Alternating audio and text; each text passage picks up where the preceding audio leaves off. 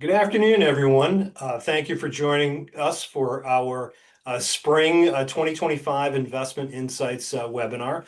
I'm George Padula, Chief Investment Officer at Modera Wealth Management. I'm joined today by two of my colleagues, Sarah Dergarabedian and Tom Kennedy. Sarah is Director of Investment Strategy, and Tom is a Senior Research Analyst. We've got a full agenda for you here, and we're going to talk about current markets. We're going to be talking about kind of some updates on how we are positioning portfolios and providing you with some key takeaways. And throughout this, just want to remind you a couple of things. One, this will be recorded. So if you didn't catch everything, you can certainly go back to it. We'll be sending the recording out and slides in the next week or so. Also, we have our seminar series, Insight series. The next one will be in July, following that, September, and I believe January after that. We'll have some, towards the end, some disclosures you can see and the dates on those webinar series as well. We've gotten a lot of questions, which are absolutely fantastic. I think we're going to be able to answer a lot of them during our time here. And if you do have additional questions, please throw them in the chat. We'll try to get to them as we can, and hopefully we'll be able to address all of your items as we go along. But again, thank you for joining us. And Tom, you're going to be doing the slides here. And if you could go to the next one.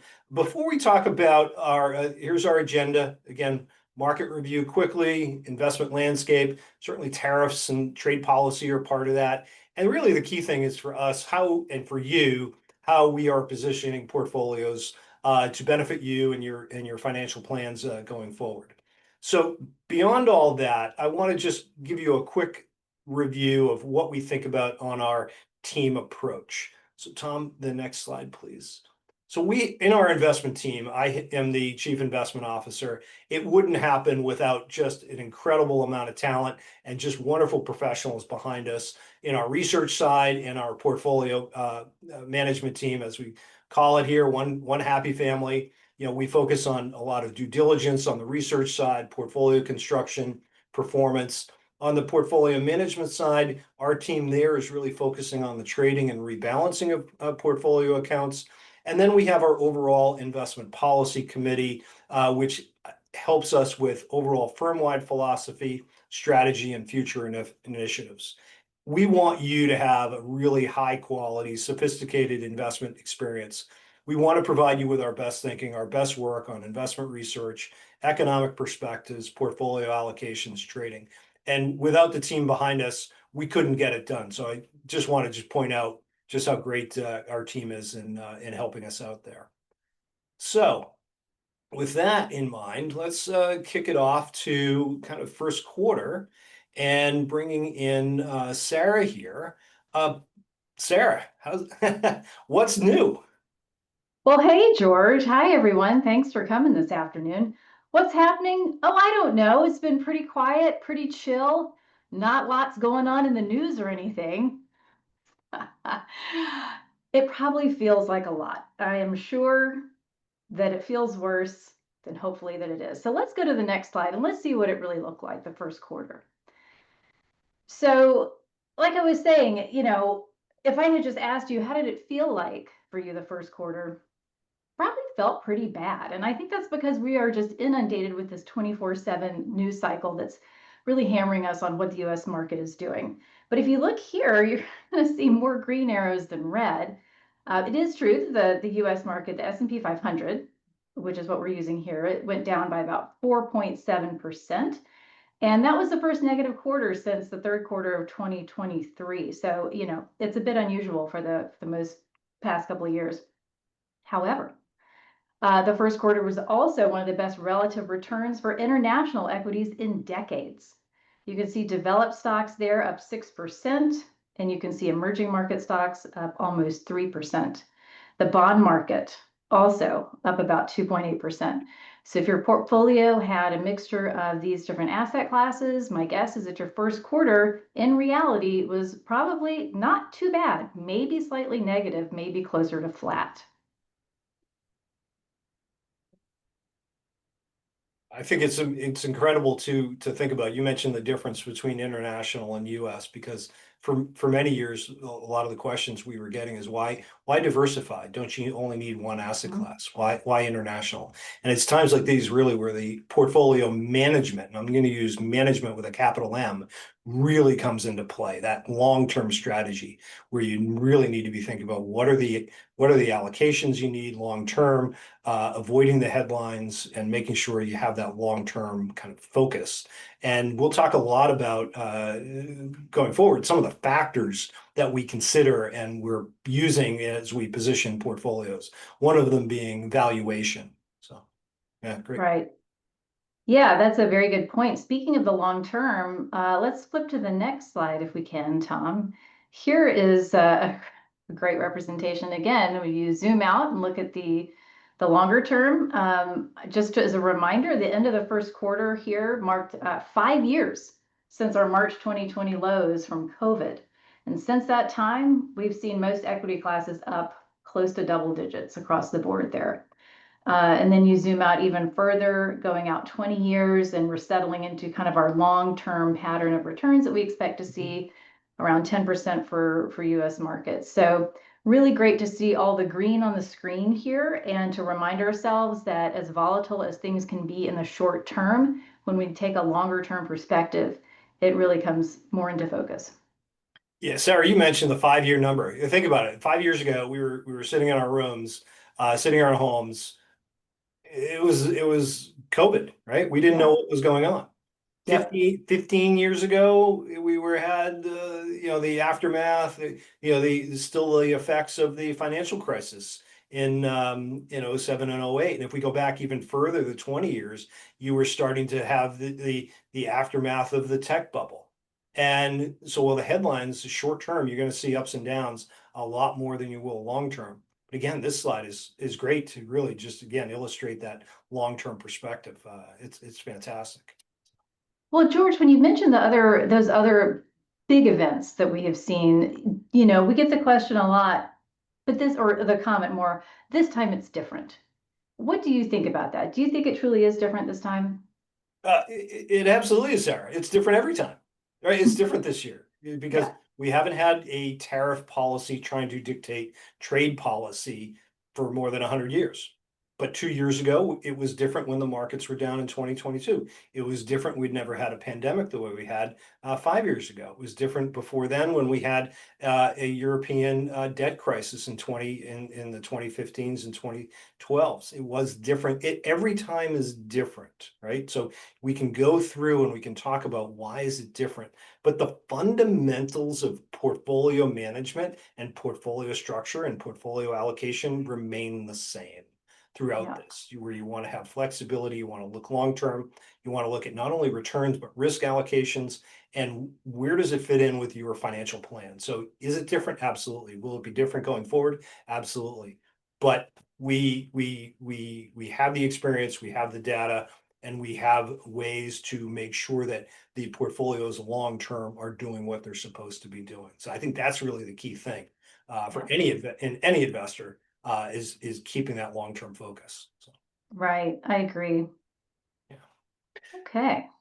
So we want to go yeah. ahead a slide. So one of the things, Sarah, we talked about in the first quarter, and for those of you who think about our investment committee and our research committee, we're meeting weekly on this.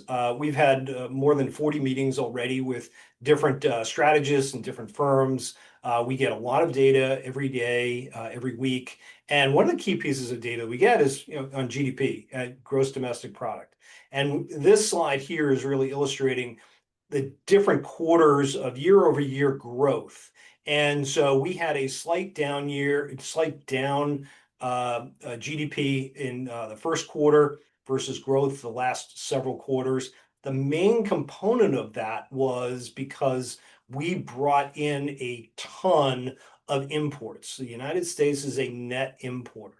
And that is really what happened is that companies were coming in and bringing in goods before tariffs were going to hit. And so GDP is a combination of personal consumption plus private development, private investment companies, corporations, plus government spending, less any import export. So that's where that big negative net export is.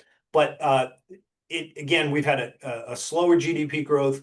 It's a little bit, it looks a little bit wonky here to see this big negative net exports, but it really was a factor of companies really pushing in a lot of imports into the first quarter. Sarah, I don't know if you wanted to add anything to that. No, just to say that's a good point. It's scary just seeing a negative number, but once you dig into the different components and you understand why it happened, it kind of helps to put that in perspective as well. Yeah, we saw, if you go back to, we don't have it on here, but in 2020, 21, 22, when we had those, remember after COVID, we had those big supply chain bubbles, couldn't, issues. GDP quarter to quarter was all over the place in that time of period too. So again, is it different this time? Yes, but for different reasons. Right. It's Mhm. always a little bit Yep. different, but the Mhm. market reactions tend to be the same. Absolutely. Yeah. Uh, Inflation has been a big factor, hasn't it, Sarah? I mean, Oh, yes. what are we thinking about inflation? Because that's one of the Ah, key pieces of questions that people have asking. We got it in that we got it ahead of time. Questions about what will the tariffs do for inflation? So maybe right. if you want to bring this up, yeah, perfect. Thank you. Yes, so that is obviously on a lot of people's minds, and this is what happened with inflation in the first quarter. And you can see on the very left side there, you've got CPI in the dark blue and core CPI next to it. Core CPI takes out food and energy, which are considered to be more volatile. So that CPI number, 2.4%, and I think the number in April was actually 2.3%. So we are converging upon the Fed's long-term target of 2%. So to be honest, what actually happened is we're in really good shape, and you can see how far it's come down from, they have a light blue diamond for the peak there, and we are down at the trough. Trough and current are about the same. So inflation has done a great job of coming down since those COVID highs. Yeah, and we're going to show you a couple other. There's a difference between what the markets are telling us versus what people are thinking about. So the difference between consumer sentiment and then what the markets are actually forecasting. There's a big differential there. But I want to also bring in the next piece here, which we talk about volatility, because Warren, as many of you know, Warren Buffett has announced his retirement, and he just has a tremendous number of quotes out there. And Sarah thought this one was really just apropos for what we've experienced lately. Yeah, I'll just read it out. Volatility caused by money managers who speculate irrationally with huge sums will offer the true investor more chances to make intelligent investment moves. He can be hurt by such volatility only if he is forced by either financial or psychological pressures to sell at untoward times. Yeah, So, you can say a lot of things about Warren Buffett. He had some great, or has some great sage advice. He is still with us, fortunately. yeah, But that's a great thing to understand here is that we are seeing volatility. We'll probably continue to see volatility, and it only hurts you if you're going to sell at the wrong time. So that's something to keep in mind. yeah. Well, let's take a look at April. We got a couple of slides here on April, and the beginning of April was incredible. And Tom, if you go to this one, it felt like jumping off a cliff, right? You jump into the deep end of the pool, and you hope it's deep. But the beginning of April, it was all over the place. So this is the S&P. This is a graphical representation of the S&P 500, and the candle bar shows you how much in any given day markets moved. We actually finished our quarterly commentary late this year. We wanted to get the most information out there. I hit the send button to our marketing department at about 12:30 on April 9th, and by 2 o'clock, the administration had said, well, we're going to take a 90-day pause. Everything we wrote, throw it away, right? Well, we updated some of that numbers, right? But when you look at that volatility, so Tom, the next slide, please. What happened? Stocks were basically flat. US stocks down 1%. Yeah, right. Given where we were, that's a win. But look at the international. International stocks were up almost 4%, 3.6%. And actually, I think international stocks year to date are up about 15%, 15, 17%, depending on what index. US stocks are about flat.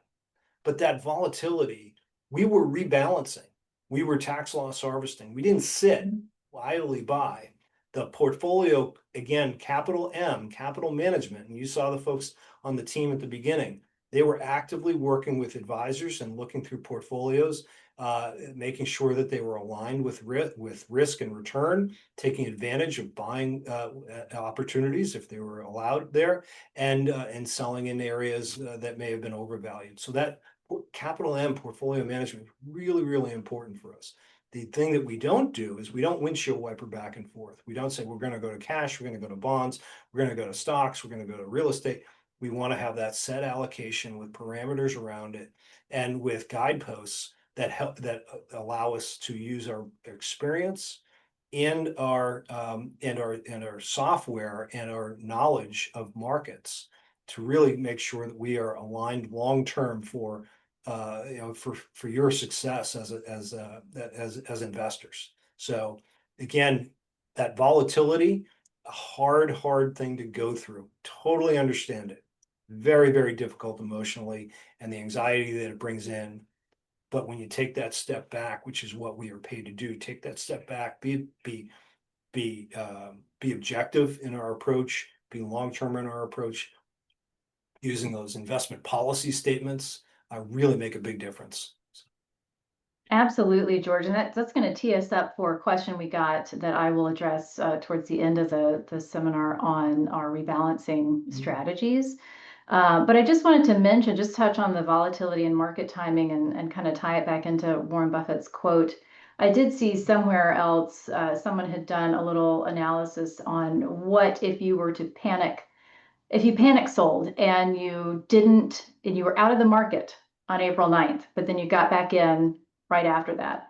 If you had stayed in the whole time, you would have finished flat, as this shows. If you panicked, sold, got back in after that one good day, you would be down 8% for the month. So good reminder that market timing is almost always a losing game. Yeah. Tom, if you go to the next slide, because as we kind of think about, we bring that lens out, right? So short term, month to month, quarter to quarter, year to year, multi-year to multi-year. So this, what we did was we looked at the S&P 500 US stocks, and we since 1988 and beginning of 89, and just for context, I've been in the financial services industry since 1988, so you can blame me for a lot. You can't blame me for the crash of 87.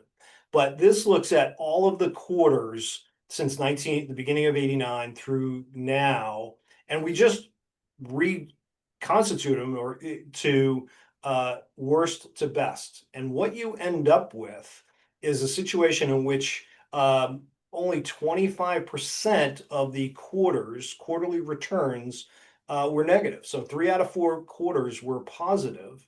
And we've highlighted in orange just some recent quarters. So at the time we did this, a quarter to date, second quarter here was negative 1.5%. It's up a little bit. First quarter is down 4.3, as Sarah said. But if you look at a few of the other quarters there, just recent, fourth quarter of 24 up 2, second quarter of 24 up 4, third quarter, that's fall, we were up almost 6, first quarter up 10, right, of 24. So if you're taking that approach to say, well, month to month, I don't know where I'm going to go day to day, look at the quarterly. And then Tom, do you want to bring the next one in for the year to year? Perfect. Sarah, you want to take this one? Yeah, I mean, it just shows you how important it is to separate facts from feelings. Because you can see here when you zoom out, and I think this starts in 1928, 66% of the years since then have been positive, negative only about a third of the time. And right now, 2025, you see down there under the line in the negative space, we don't know if that's actually how it's going to turn out. We hope not. But, that's why, again, it's important to maintain perspective and remember, as humans, we always feel the negative more than we feel the positive. So it's easy to forget that most years are positive. Only a third of them are negative. Could this be one? It could. We don't know. We'll find out. Yeah.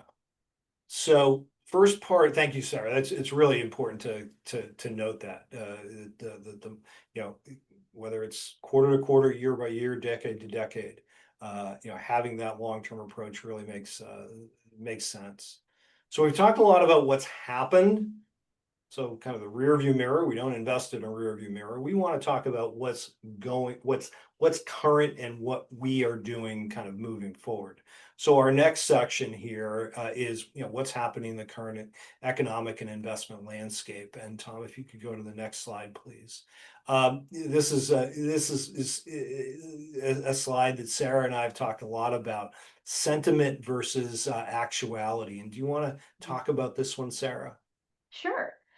So this slide shows inflation expectations over the next year and 5 years. It's the University of Michigan survey of consumers. So that's why this is a very sentiment-laden illustration. So you can see, how are people feeling about inflation? Well, their expectations have really shot up. And you can see over the 1 year up to 6.5%, 5 years, 4.4%. And of course, we saw that the recent inflation reading actually came in at 2.3% for April. So people are feeling like it's going to go up. That's the expectation. By how much, we don't know, right? But it is very much headline driven. This is a weekly survey, I believe. So, and then the next thing we talk about kind of is, well, not only is it inflation, but where are interest rates heading? Is the Fed going to raise rates, or is the Fed going to cut rates? How many times are they going to do it? Should they cut rates? What's the impact of interest rates on all kinds of investments, as well as mortgages and car loans, et cetera? And so there's a way to look at what's the implied Fed funds rate. And Tom, if you could go to the next slide. This is really, again, Sarah, I'm going to defer to you on this one. This is the slide that you've looked at quite a bit about what the Fed is going to do, or it may do, in terms of interest rate focus. Right. The Fed's really got its work cut out for it right now because, as you know, they have the dual mandate of price stability and full employment. So the price stability is managing inflation, and they would raise rates to cool inflation, and then the full employment picture is, if unemployment rises and economic growth slows, they would lower rates. So with tariffs, it could be a little bit of both. They just don't know. So what are they going to do? And so this kind of just shows you right now, what is the market pricing in for future rate cuts? And currently they're thinking that there might be 2 to 3 in the latter half of this year. But I think, Fed Chair Powell said that he's just going to have to wait and see. They could be higher for longer.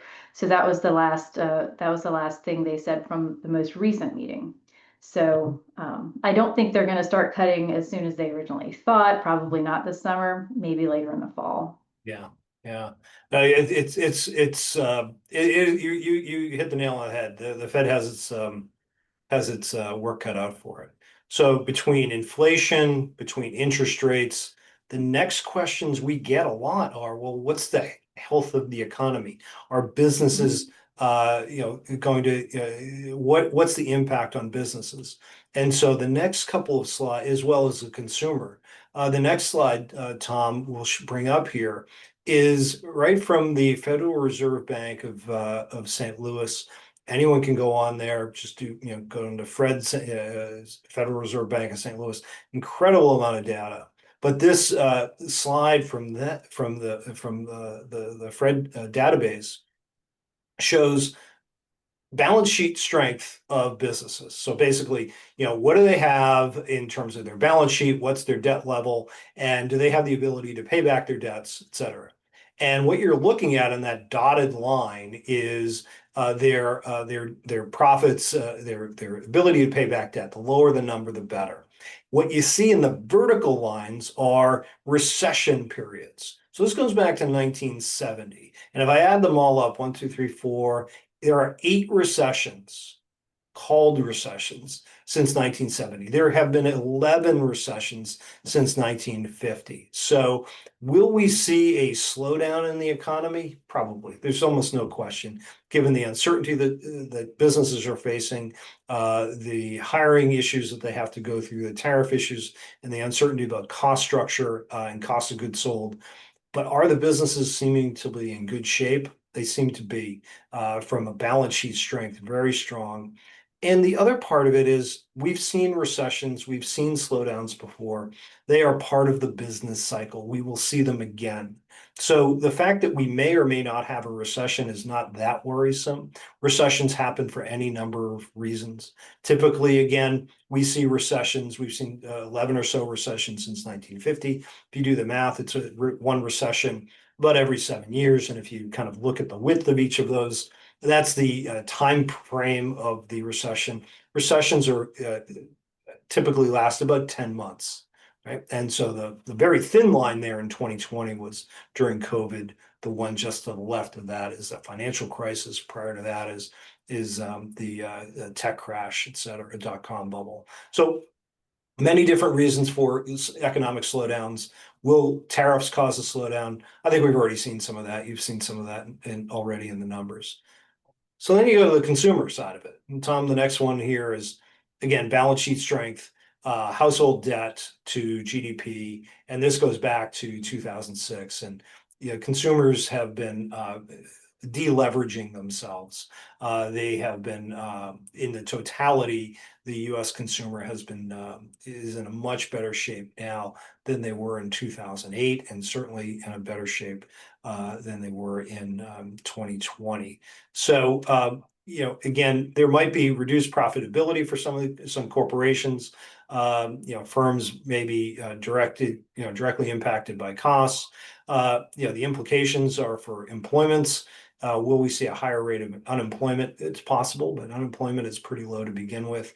And the fact that the consumer is in a much better shape economically and household-wise gives us kind of some comfort level that we're not looking at a dramatic drop off in the economy over the next number of months.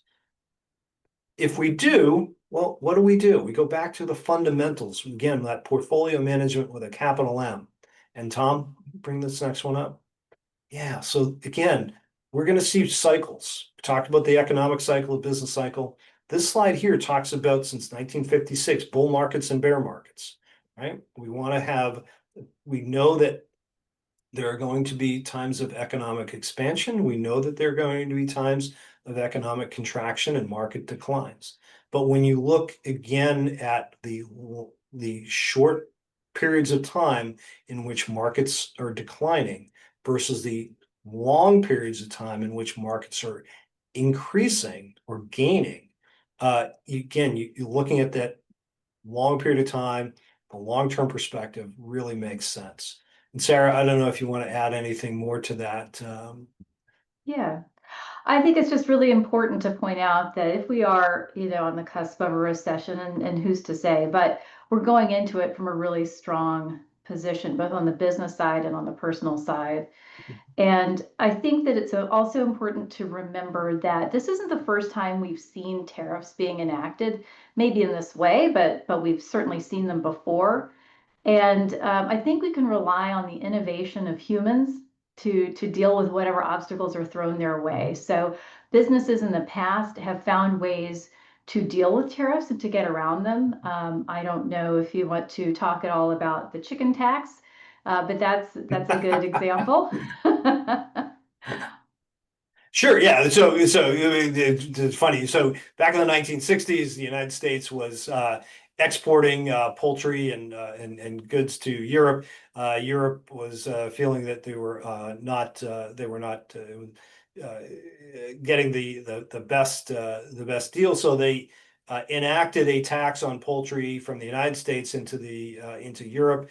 In retaliation, the United States enacted tariffs on pickup trucks and light vehicles coming back into the United States. So it was known as the chicken tax. And it's essentially a tariff going both ways. Well, the tax on light trucks is still there, right? It's actually there. And if you import light trucks into the United States and simply take off the truck bed, that is considered a car. If you put the truck bed on here in the United States, assemble it here, it's a car. If you bring the truck in to the United States with the truck bed on it, it's a truck. And it's going to get a tariff tax. That's called the chicken tax. So we've had tariffs before. There are other tariffs around.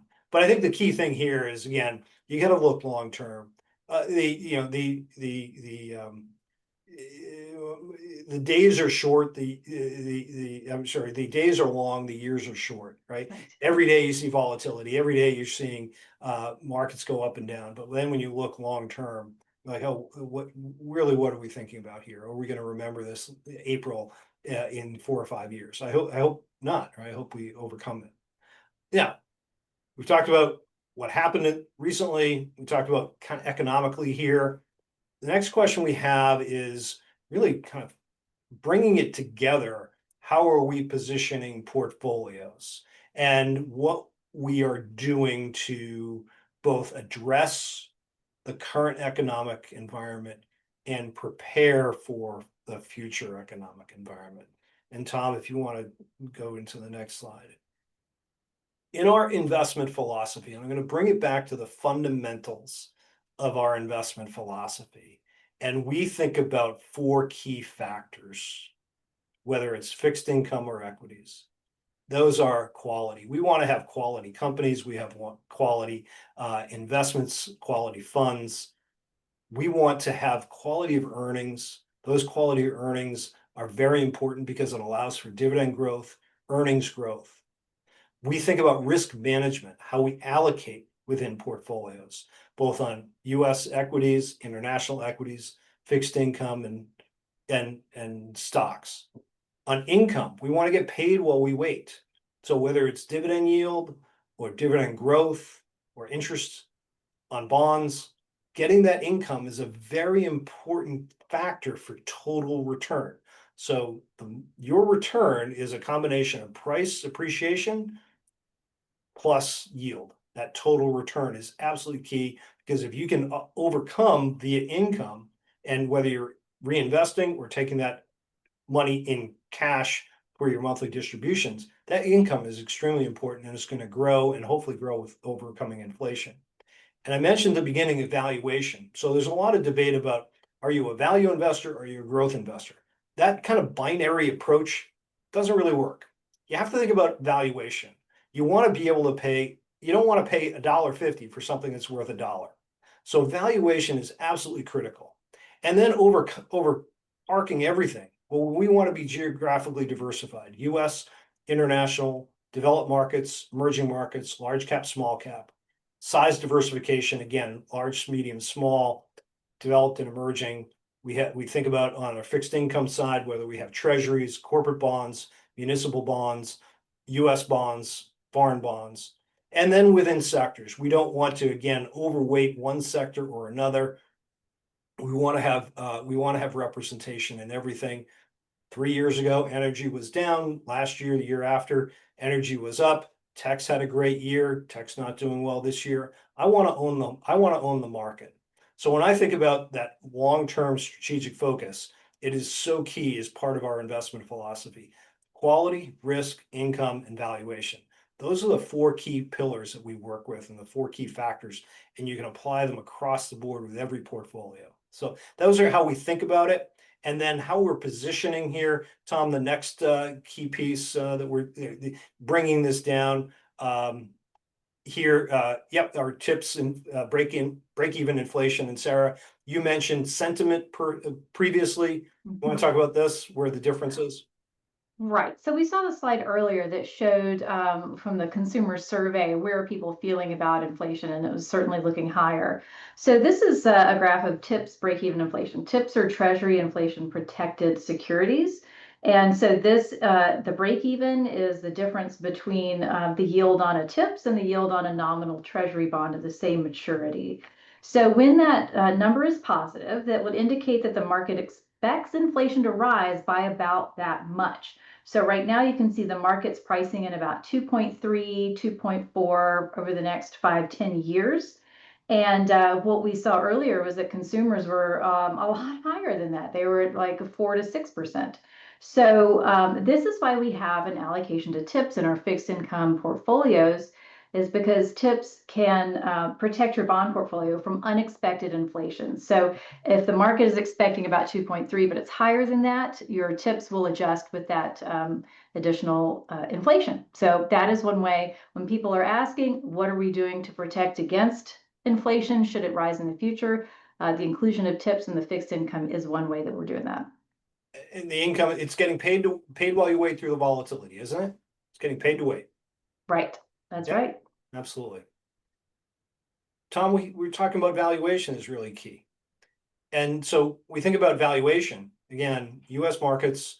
So here the price earnings ratios, and I'll focus in on the US markets. US you're earning about 20, the PE ratio is about 20 times earnings. It was a little bit higher. Obviously, we have a concentrated market and many of the tech names, so that market cap weighting has an impact here. But Sarah, what that differential between international and US looks pretty wide to me. Right. And that's one of the reasons we have international in our portfolios. And so speaking to what you were saying about, how we are diversified and you want to own the market and you want to be in those sectors, the thing is you want to be in them before you know what's going to happen, because if you react after the fact, you're going to miss whatever did just happen. So Yeah. international has been attractive on evaluation for many years. It's just now starting to show up in portfolios with that additional return that we're seeing overseas versus here. So this is one of the visuals we would use to say, yes, this is why we include international in your portfolio, because we love those valuations. They are much more attractive than the US. And there have been many times when international has vastly outperformed the US. We're seeing it this period of time, but there was a early on in the 2000s. I think it was we don't have the slide here, but I think it was from 2002 to 2012 where the top performing markets were international markets and real estate, and the US were really starting were lagging behind after the tech bubble. So, Tom, next slide, please. So bringing it all together in terms of portfolio positioning, we're thinking about how, again, we're focusing on the fundamental factors and dimensions of return.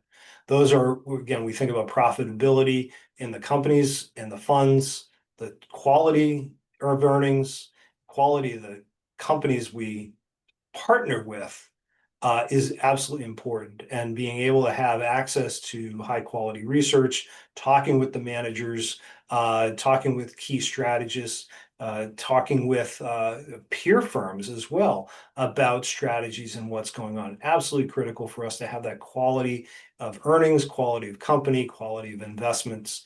Valuation is important. Sarah just pointed that out. Again, valuation versus value and growth. It's not a binary yes or no. It's a continuum. And size. You want to have large cap. You want to have small cap. You want to have developed markets. You want to have emerging markets. International equities, again, they're a key part of our portfolios. We are overweight US. Let's not kid ourselves here. We are overweight US relative to the indexes, and that's mainly because we have some we have very high quality companies here. We have faster growing companies here, and also when we think about where we buy things, we do have to have take the dollar into consideration. So while we have international equities, we're about 70% US to international, maybe 2/3, 1/3 to 70%. Versus the indexes, which are closer to 60-40. But there are any number of reasons why international was underperforming for a while, whether it's slower growth or geopolitical concerns, company specific issues, but valuation is there. We think about correlation and risk adjusted returns really make us keep international in portfolios. And then when we think about fixed income, the four factors that we think about there in fixed income, we are far more diversified than the aggregate bond index, which is heavily weighted towards US Treasuries. We have lower duration, so it's a risk factor. It's less interest rate sensitivity. So we've seen interest rates going up. bonds prices coming down. And so we want to take a little bit less interest rate risk than the indexes. We have a very high credit quality within our portfolios. So while we are able to mix in corporate bonds and some higher yielding bonds and some overseas bonds, that mix still allows us on a weighted average basis to have an investment grade credit rating in our portfolios. And that mix of and diversification allows us to have more income and a higher income yield than the aggregate bond index. So again, it's that offset. Sarah mentioned it. What's the stability you're having within the portfolio? Bonds can certainly do that and deliver, but they can also deliver return. And that's also a key piece of what we think about in that portfolio management and allocation as part of our philosophy. So those are how we are positioning. And I would say it's not only for 2025, but how we've been thinking about things for quite a while, and we'll be continuing to factor those in within our investment committee going forward. So, and Sarah, you mentioned innovation, and I think this next piece here and our takeaways are key for us. So. Mhm. Right. So this is good. Back when we were talking about, is it different this time? I love this graph because it shows you where the market was since the Depression. And you can see the crash over there, the Depression, the World War II, Vietnam War, Cuban Missile Crisis. We have stagflation in the 70s, which people are worried about happening now. Then we had like the tech bubble, the housing, and the great financial crisis, the pandemic, and here we are today. And where has the market gone? It has gone up, not straight up. There have been pullbacks throughout, but the pullbacks, they feel worse in the moment than they are over the long term. So I think this is just an important visual to kind of go along with the sort of existential concerns that we all have right now. I mean, I'm not saying that any of us are immune to those. We have the same worries and anxieties, I think, as anyone else, George. But I think it's really important to kind of separate yourself. What do you feel? How are you feeling as an investor versus how are you feeling as a citizen? You know what I mean? Mhm. Yeah, you're exactly right, Sarah. And while we've seen long-term growth and, from the log scale here of this chart, 1928 to now is a long period of time. And you can see from the Cuban Missile Crisis to the 1970s stagflation to the beginning of the Reagan era, stocks are pretty flat for a long period of time. Then you go forward from there, inflation came down, interest rates came down. We had huge amounts of innovation. We had that 1990s roaring bull market. But remember, we had the crash of 87, right? A lot of people, 20% down on the Dow in one day. Then we hit the tech crash and pretty flat, and the housing crash, the financial crisis, pretty flat for a long period of time. This is just equities. You have bonds in here, you have other asset classes, you're seeing steadiness. And so you're trying to make sure that you have growth, but you're also trying to mute on that downside. And risk management was a key piece of how we think about portfolios going forward. So that long run is absolutely critical for us. And I think as we think about our key takeaways, and Tom, I think we're probably at the last slide, and I know there are a few questions that have come in. Sarah, why don't you take the first couple, and I'll finish up. Okay, yeah. I think my number one takeaway for people in this situation, in any situation where you're feeling anxious, is to focus on what you can control. So that's a key directive when working around anxiety. And when it comes to your investment portfolio, what are the things that you can do? You can't really control what the market's going to do. You can't control what the administration is going to do. So this is when it becomes important to think about what's going on in your life. Are there any life circumstances that you need to make accommodations for in your financial plan? Do you have enough cash put aside for emergencies? Take a look at your asset allocation and your risk tolerance. Is it where it needs to be? And if you want to check in on any of these, just get a pulse check on your goals and how you're doing. That's when you want to talk to your advisor. Because I think the thing that's most important to people is, am I going to be okay? Am I on track to reach the goals that I have set for myself in my financial life? And so, just kind of setting aside the things that are happening to all of us that we don't really have any control over, there are a set of things that you can do to look out for yourself. Absolutely. And the last quote, going back to Warren Buffett, it really is about making sure you can control your emotions in a very, very tough environment. And one of the things I value within Modera and our team is our team approach, right? We've got a lot of experience here. Your advisors have a lot of experience. We have a tremendous amount of experience on our investment team and our investment committee. And being able to bounce ideas off of each other. We have good days, we have bad days, but being able to bounce ideas, being able to look at different things. We are constantly coming up with ideas and ways to interpret markets and ways to illustrate markets and tell the story about that diversification philosophy, the asset allocation philosophy, maintaining that long-term perspective.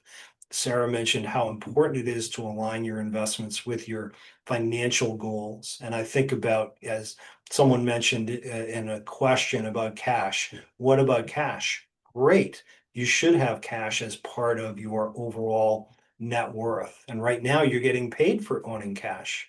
Cash is yielding somewhere around 3.5 to 4.5%.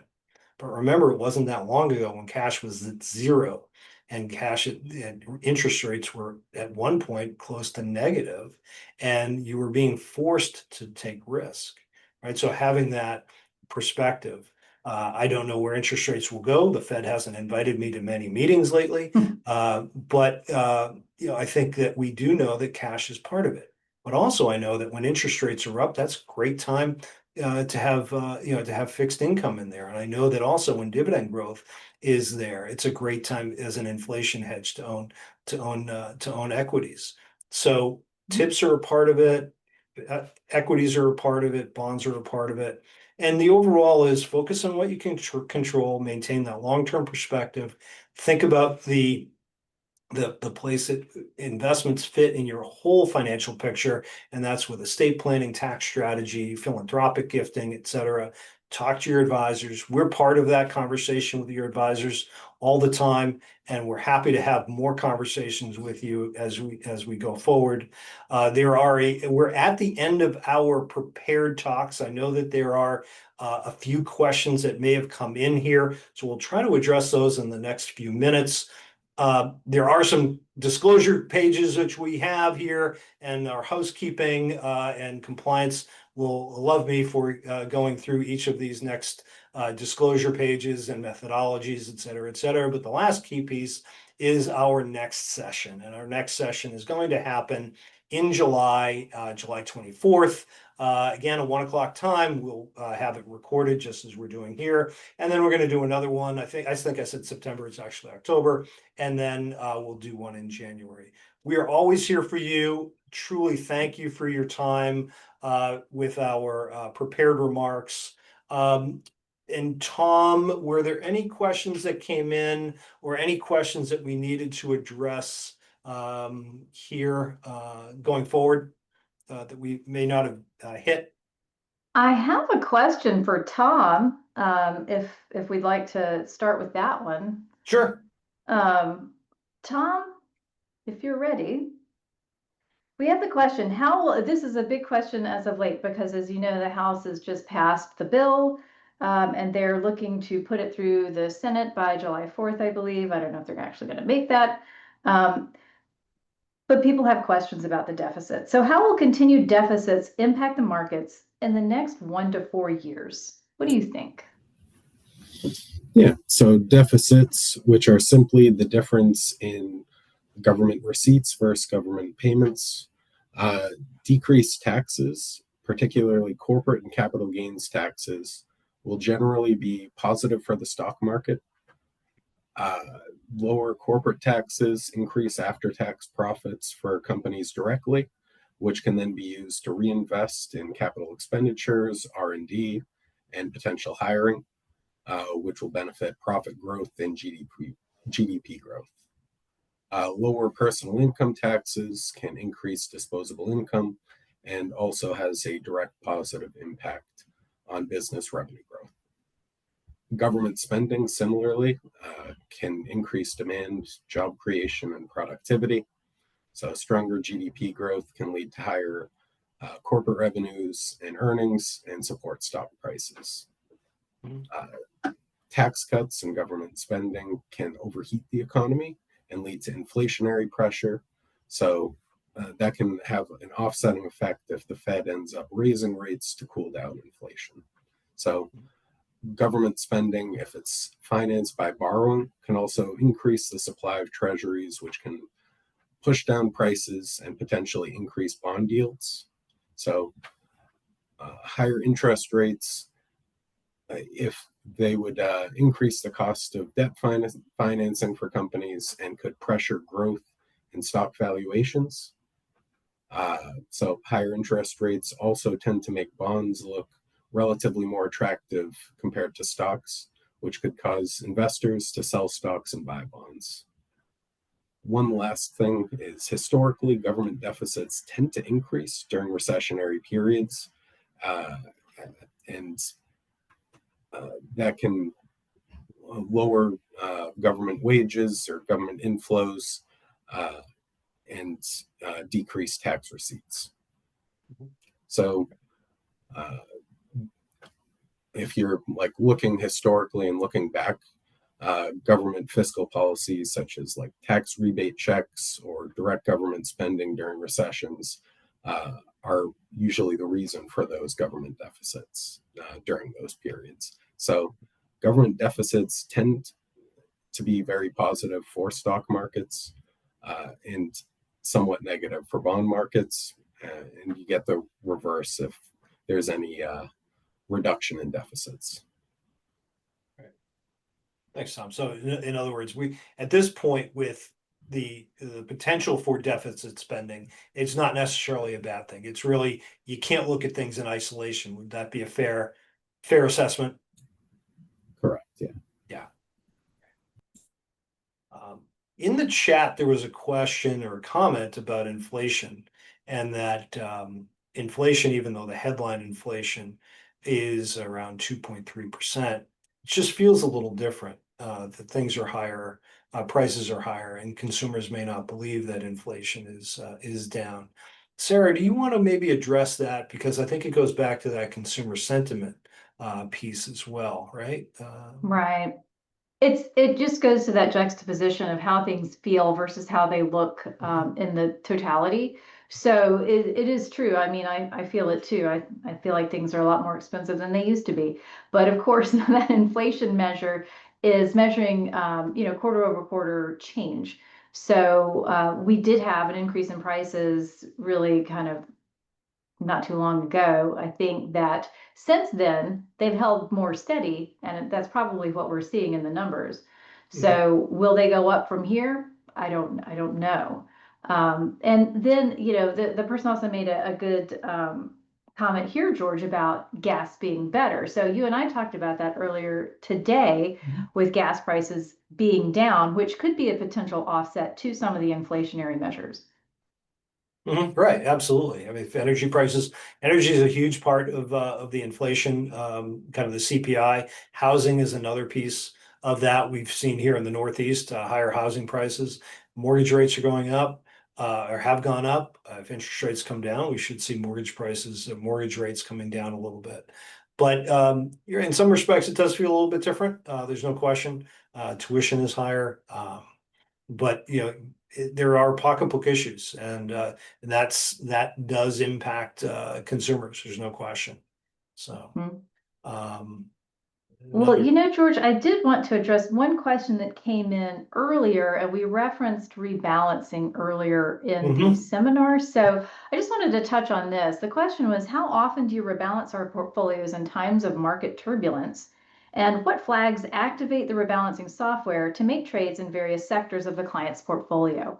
So this is a great question because it's kind of saying, like, lead me into the process. How do you actually do this on your end? So I just want to make the point that we rebalance continuously in an ongoing manner, whether the market's turbulent or whether it's quiet. because our software does proactively flag areas of the portfolio that get outside of some tolerance bands that we set, and it prompts a review by a portfolio manager, one of the many people on our team that you saw at the outset of this seminar. And then that manager, after reviewing it, may then submit the trades to bring the portfolio closer to its targets, not necessarily back to target, but at least within those bands. And so we set bands around asset classes like the larger equity and fixed asset classes that are set out by your IPS. And then the research committee sets targets for other asset classes like US, international, small cap, large cap, and the various fixed income sectors. And again, we have bands around each of those targets, and it allows the allocation to float just a little bit in either direction. But once that band has been breached, again, the portfolio managers will be alerted and they may trade it back, closer to target. But I just want to make sure people know that it's not an automated process. It is undergoing a review by a human when this happens, and we are absolutely taking into account any impacts of gains in taxable accounts for sure. And speaking of gains, you had mentioned that something we did in April in that recent bout of serious volatility was to take advantage of that to try to realize some losses in portfolios so that we can bank those and offset gains in the future when we rebalance, so that we can keep that portfolio, close to where it needs to be on its sector targets, or whether we're raising cash for the client, we can use those realized losses. So that, in a way, is a way of making lemonade out of lemons. Yeah, there's an art and a science to it. There's no question, right? Absolutely. And a question that came up, and something that has been of immediate importance to many, is the rise of artificial intelligence and how we're using, or are we using, artificial intelligence. And there is a lot. We're using it to some extent to help us understand some things. We're testing a lot of it. We don't have, we're not fully incorporating it. There are some security and privacy factors that we are very leery of in using some of the large language model systems that are out there. So we take a very cautious approach when it comes to privacy of our clients' information. So we're using it, we're testing it.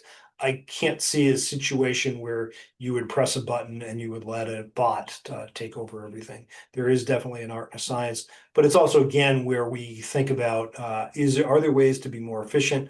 Are there ways for us to make connections? And I think you can apply that across the board, whether it's you going to your doctor, or whether it's helping understand health issues, or you name it. So AI is out there. It's not going away. I was at a conference in New York several weeks ago, and the chairman of JP Morgan was there speaking, and he said that this is Jamie Dimon. He said that JP Morgan spends more than $2 billion a year on direct AI, and that's not accounting all of the other stuff. So it's incorporated within everyone's process, and it will be part of our process even further going forward. To what extent? We're still in the early stages of that. There's no question. The world is in the early stages of a lot of that. There are a number of questions that came in. I want to be cognizant of everyone's time. Thank you for the number of you who asked questions just in the last couple of moments here. I think we're probably going to get to those individually to you, and we'll also, as they apply to everyone in the audience, we'll address those. There was a question about the debt and how that will impact it. There was a question about international stocks and portfolio administration policy. So those are a little bit more nuanced and a little bit deeper than just the next 30 seconds. But I want to be cognizant of everyone's time. We will get to those questions and some others if we haven't addressed them already here.